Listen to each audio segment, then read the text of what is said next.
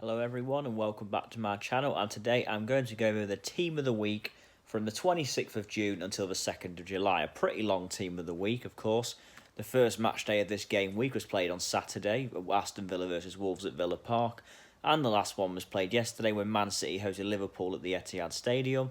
The reason the week's been so long is because the weekend just gone was FA Cup's quarter-final day, so not every Premier League team could play at the weekend. In fact, only two Premier League games were at the on Saturday, Sunday, and then from Monday right the way through till Thursday, we saw a further 8 games, I believe it was. So yeah, because all the quarter-finalists of the FA Cup were all Premier League teams, so they couldn't play any games over the weekend, bar a couple here and there. But yeah, I'll get on straight with team of the week. Definitely the hardest one I've had to do this week. There's a few players that I've left out in here that I feel really harsh for leaving out, to be fair. I think it was a much better game week in terms of the quality of football was much better, and maybe players are working their way back to full fitness and starting to look really impressive again. Certainly some teams did spring the surprise in the week. I do feel like the players are getting used to it with no crowd a little bit more as well, maybe. But yeah, it was definitely a much better quality in terms of a game week than the previous ones have been so far. Right, so I'll get on with it. My formation will be a 4-3-3 formation as usual. My favourite, that is. And goalkeeper, David De Gea. Yeah, De Gea didn't really have too much to do against Brighton, but the saves he did make in the second half were quite good. He made two really good saves that I remember that pretty much kept United's clean sheet intact. But to be fair, there wasn't really a standout goalkeeper performance this week. There wasn't a performance that you could stand up and appreciate, really. David De Gea did enough to get this, but without doing anything too special, I think he's earned this, quite fairly, I guess. Couldn't really think of another goalkeeper to put in, and because De Gea kept a clean sheet and made a couple of good saves, I thought it was only fair to put the Spanish shot stopper in there. Of course, David De Gea came under a lot of criticism this season, particularly recently, after that goal he let in against Tottenham, but he was pretty decent against Brighton as Man United kept a clean sheet and dominated the match as well. Right back, Kyle Walker-Peters. Yes, not Kyle Walker for his performance against Liverpool yesterday. Kyle Walker-Peters for Southampton. Of course, Southampton beat Watford 3-1, which was now on Sunday, which feels a long time ago, 5 days ago, and I'm reporting on Team of the Week now. But yeah, Kyle Walker-Peters played really well, to be fair to him, away at Watford. A really good performance, really alert.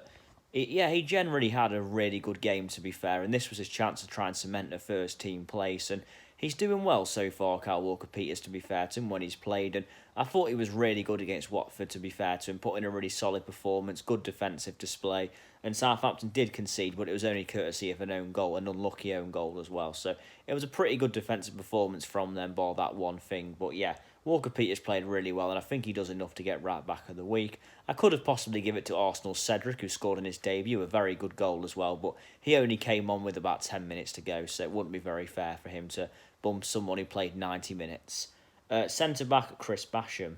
Yeah, Sheffield United, of course, great performance from them. Definitely their best since lockdown. Beating Tottenham 3-1. It was much more like the Sheffield United we've seen this season. Very good, intense, well compact. A good all-round performance from the Blades. Beating Tottenham 3-1 to go back above Tottenham in the league, I believe, as well. But yeah, Chris Basham played very well as at the back. Of course, Sheffield United did concede, but it was a last-minute consolation goal that Harry Kane scored, so it didn't really hurt them too much. But yeah, Chris Basham had a really good game. Had a really good season, Chris Basham, of course. Not many Sheffield United players, I guess, because they've been such a collective unit this season, get all the praise, but Chris Basham has had an excellent season. And this was another great performance here today from him. Really led that defence well. Other centre-back, Ben Mee. Yeah, Ben Mee was brilliant. Palace Burnley on Monday night. Burnley kept a clean sheet away at Crystal Palace, and Ben Mee scored the winning goal. So Ben Mee was pretty much a no-brainer here, to be fair. Very good performance from him. Solid as ever at the back. Ben Mee's a very underrated player, in my opinion.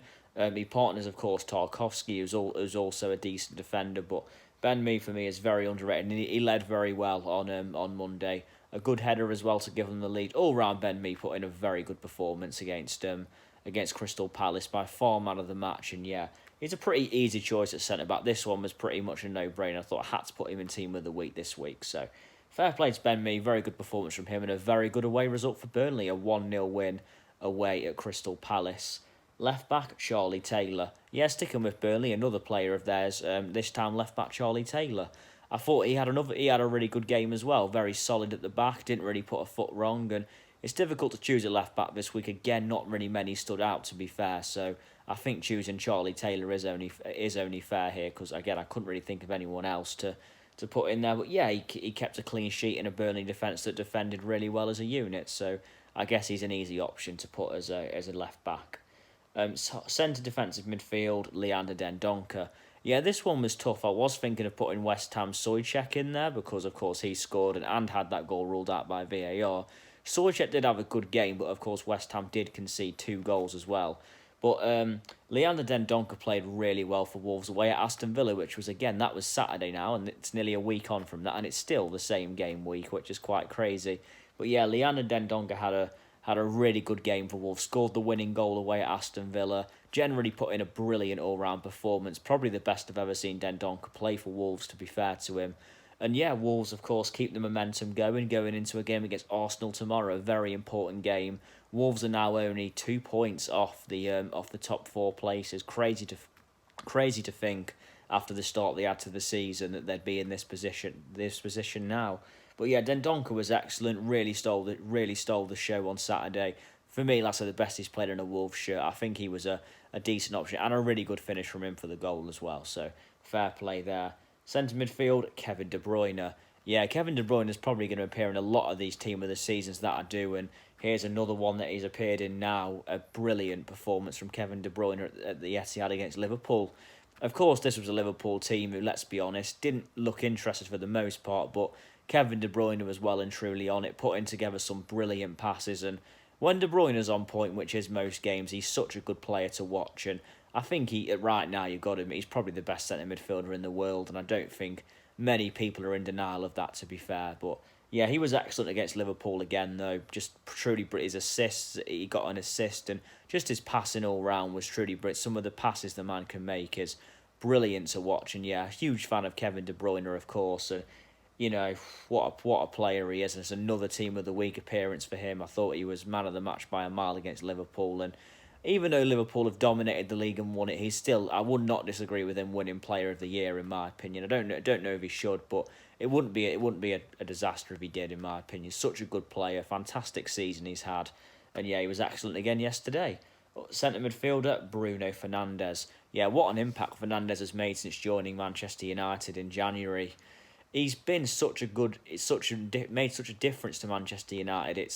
They actually look a different team at times with him. Of course, now Paul Pogba's partnered him as well. It's such a more good-looking midfield United have got to what they had at the start of the season when they were struggling to break teams down. But Bruno Fernandes has really added something different to this team, and he seems to have a winning mentality.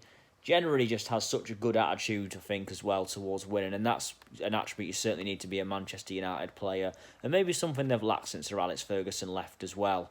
But yeah, Bruno Fernandes was excellent against Brighton. Scored 2 goals in a game for his first time in his Man United career, and he generally just played brilliant. To be fair, he's such a good signing he's been so far.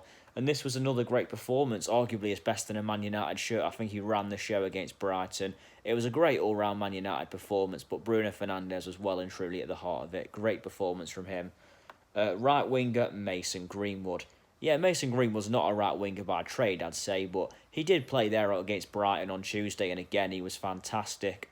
I think it's a struggle to find a better talent than this man in the Premier League right now at his age, 18 years old. He truly looks something. He's already scored 6 Premier League goals this season, and he's not even started many games. He looks such a good player, Greenwood. He honestly does. If he keeps his head down, he's got the world at his feet. He just looks so good he's only 18 years old as well, and he turned 18 at the start of the season, near enough. And yeah, he was very good against Brighton. Probably the best I've ever seen him play, to be fair, over 90 minutes. Now he's starting games a bit more regularly as well, in place of Dan James. I really think we're going to see something special from this lad if he carries on the way he's going, yeah. Another great performance from him. He was at the heart of the Man United performance, as well as Fernandes. Him and Fernandes by far the 2 standout players. But yeah, this kid certainly looks something special. I'm looking forward to watching him just get better and better, to be honest with you. Left wing, Allan Saint-Maximin. Yeah, Allan Saint-Maximin. I do believe if I was a Newcastle fan, I'd be happy I've got him, but I'd be quite worried that he might leave in the summer if another club comes in for him. Yeah, Saint-Maximin was brilliant against Bournemouth. 3 assists as well in a game, and I had to put him in here just for that, to be fair. I think St Maximin is that sort of, he's a big force at Newcastle. I think that they're quite lucky they've got a player like St Maximin who can bring the ball forward, and he is a very good player. I mean, Newcastle certainly needed to score more goals, and since the lockdown, since the lockdown obviously ended and the footballs came back, they actually scored 3 against Sheffield and 4 against Bournemouth, so they are starting to add a few goals. And yeah, Alan St Maximin was definitely the standout against Bournemouth, of course. 3 assists and generally looked threatening all game. A good performance from St Maximin. I think, it's a fair shout to put him in here. Could have given it to Aubameyang, who played on the left the other day, but the 2 goals he scored, I feel like, were quite gifted to him. So I think St Maximin's all-round performance was more impressive. And yeah, is such a good player, St Maximin, and I do think, with all due respect to Newcastle, a club might come in for him in the coming years, and he might well end up at a bigger club in the future. But yeah, Newcastle have got to do all they can to keep hold of him, though, because he's a very talented player as well. Striker, Mikel Antonio.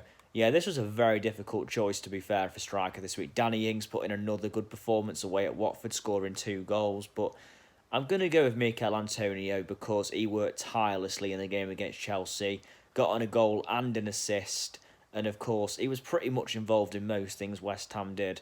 The one thing you can't fault about Antonio is his work rate, and of course, West Ham got a huge win at home to Chelsea. One for me, they're going to look back on at the end of the season and think that was the turning point that kept us in the Premier League.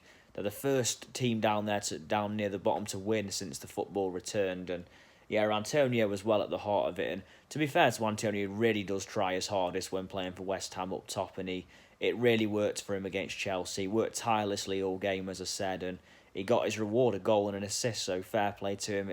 I think the only reason I'd put him in the striker of the week is because he was involved in such a big win for West Ham.